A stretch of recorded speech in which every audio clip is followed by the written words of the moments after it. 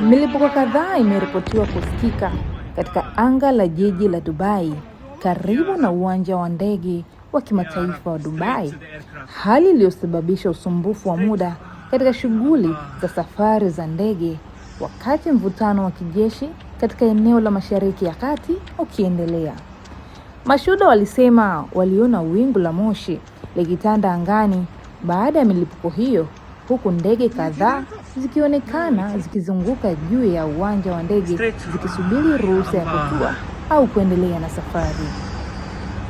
Kwa mujibu wa taarifa za awali, mamlaka za Dubai zilisema tukio hilo lilitokana na mabaki ya kitu kilichogunduliwa angani na mifumo ya ulinzi na kusababisha tahadhari ya muda katika shughuli za uwanja wa ndege.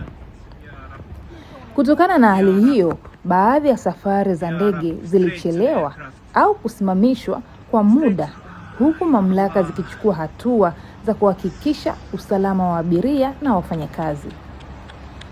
Tukio hilo linajiri wakati mvutano kati ya Iran na washirika wake wa kimataifa ukiendelea kuongezeka katika eneo la Ghuba, hali ambayo imeongeza taharuki kuhusu usalama wa anga na miundombinu muhimu katika nchi za Mashariki ya Kati.